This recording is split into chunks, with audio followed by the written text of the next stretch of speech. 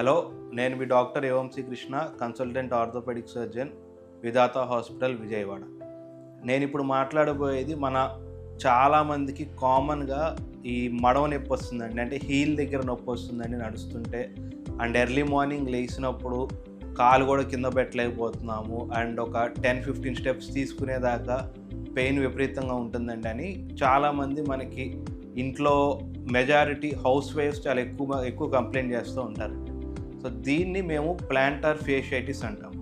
So planter fasciitis అంటే మనకి మడం ఉంది కదండి, ఆ మడం ఎముకకి కింద నుంచి ఒక ప్లాంటార్ ఫేషియా అనే ఒక కండరం వచ్చి అటాచ్ అవుతుందండి.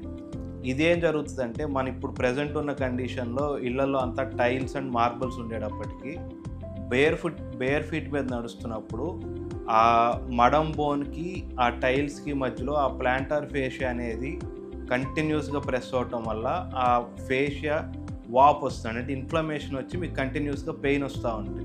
సో దీన్ని ప్రివెంట్ చేయాలంటే ఓన్లీ థింగ్ మన ఫుట్వేర్ మార్చుకోవటం అండ్ కుదిరినంత వరకు బేర్ ఫుట్తో ఇళ్లల్లో, అంటే మన శాండ్ మీద నడిస్తే పెద్ద ఇబ్బంది రాదండి. శాండ్ మీద కానీ ఏదైనా గ్రౌండ్స్లో బేర్ ఫుట్తో నడిచినా పెద్ద ఇబ్బంది రాదు. కానీ ఈ హార్డ్ సర్ఫేసెస్ మీద, టైల్స్ మీద కానీ మార్బుల్స్ మీద కానీ ఎక్కువసేపు లాంగ్ స్టాండింగ్ చేసినా, బేర్ ఫుట్తో నడిచినా కానీ ఈ ప్లాంటార్ ఫేషియైటిస్ అనేది మోస్ట్ కామన్గా వస్తుంది. అండ్ దీనికి ఓన్లీ ట్రీట్మెంట్ మన ఫుట్వేర్ మార్చుకోవటం, that to memory foam slippers, కొంచెం సాఫ్ట్గా హీల్ మీద ఎక్కువ ప్రెషర్ పడకుండా ఉండే స్లిప్పర్స్ వాడుకోవాలి. Thank you.